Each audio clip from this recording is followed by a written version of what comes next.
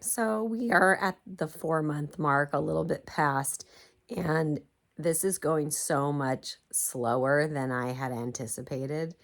And the biggest problem for me, like the working out, no matter what, I'm still getting workouts in every week. And so even if I'm slacking off, I'm still getting at least two workouts, and I'm making it a point to be more active than usual, taking extra walks. So as far as that part of my lifestyle, I think that that's all going really well.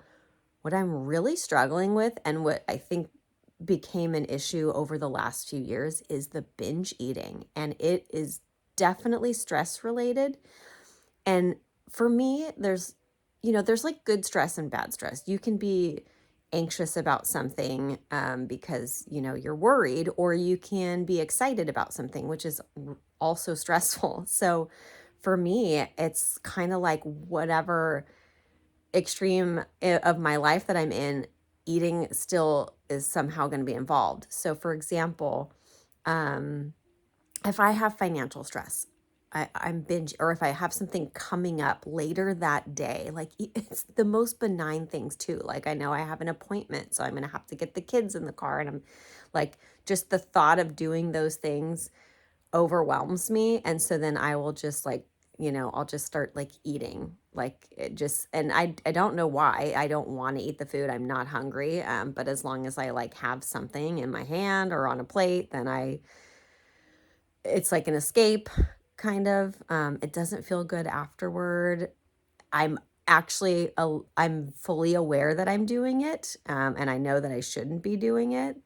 Um, and then other times, like for me, I'll get excited about projects. Like I'll have an idea of like a home improvement project or something, like gardening or something that I want to do around the house. And for me, like that's my creative outlet. Those are, one of my creative outlets. And so if I don't have the funds to be able to actually implement the thing that my brain is just spinning in my head, that creates a lot of stress. And I obsess over the project and thinking about what I can do. And then because there's not any, like, I can't take any actions towards getting the project done, um, I will just, I will just drink coffee and eat. And so it's just this like, and I'm aware of it too. I know what's going on. I know what I'm doing. And then sometimes I'll intervene and sometimes I won't. And these last couple of weeks, I didn't intervene, and I just 12 months of progress gone. I shouldn't say gone, because in the sense that like I have, all this new muscle that's still there, but I packed on all the fat that I had lost over the last 4 months, which it took so long to get it off because of my eating habits. And I just completely blew it in 2 weeks after all that work. It's incredibly frustrating. Um, the things that I know that I can do to help is like to have prepared snacks that are in, the low carb and low calorie category.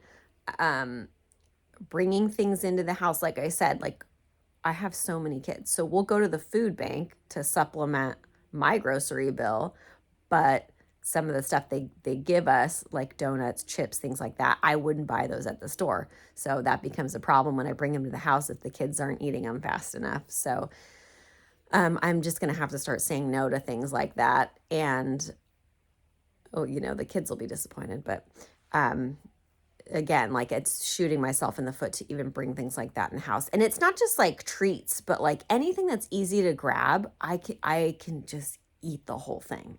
And so I that's how I get myself in this position. And it's frustrating because even though I'd only lost about 4 pounds. For me, I'm short. So 4 pounds actually does make a difference.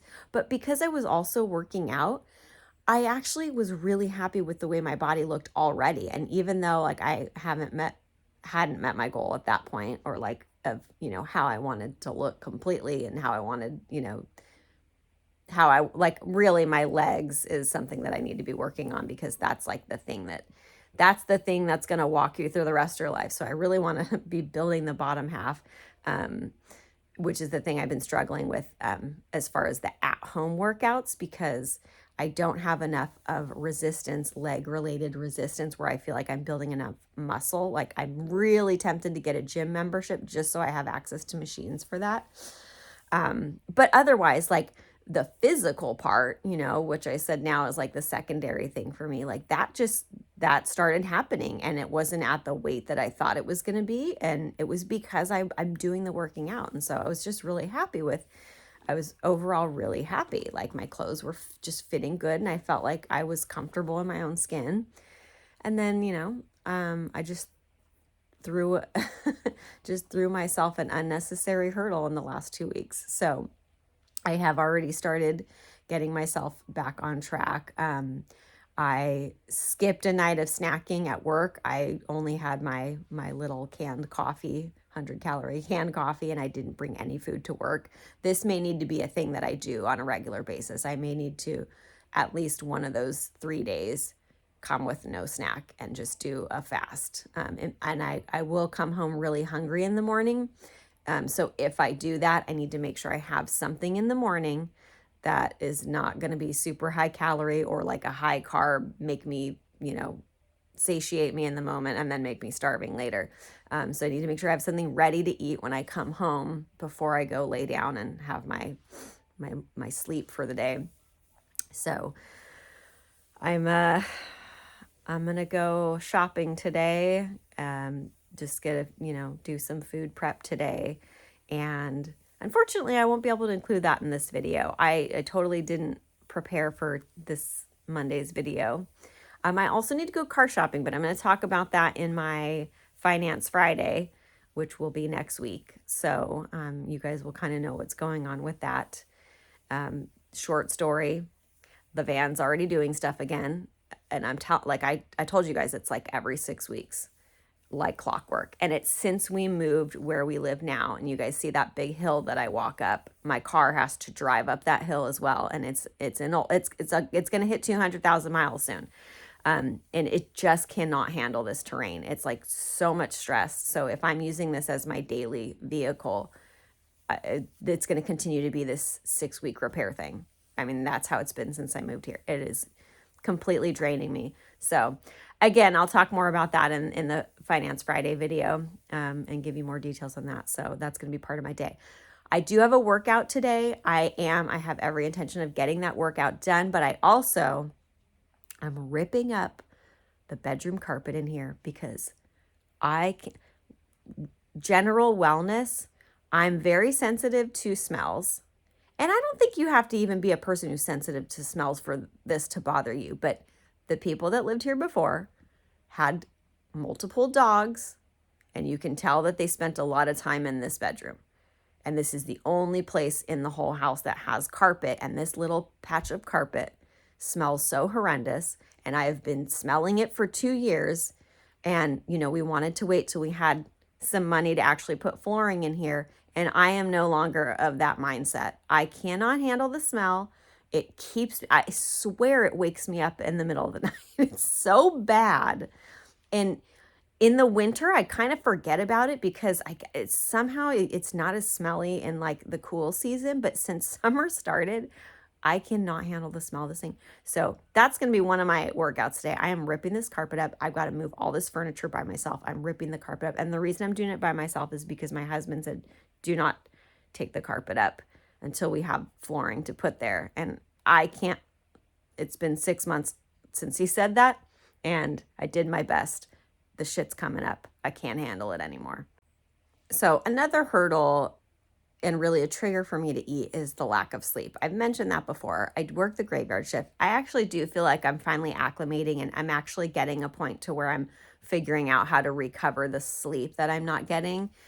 And I used to come home and I would just be so wired that I just couldn't lay down. And then I've got a toddler that I'm looking after, and, but now it just seems like things have sort of settled into place where I can have her climb into bed with me and put the TV on and still be able to fall asleep and basically make it a point that, like, you know what, you had some things you wanted to do today, but today's not going to be that day because the priority is going to be sleep today. And I can actually look at sleep as a task that I need to complete. And that is helping me a lot because I feel unaccomplished when, I'm not completing tasks for the day. There's always so many things that need to be done. But now I'm in the mindset that this, like, me being healthy is a really important task, because if I'm not healthy, I cannot do all the tasks of the future.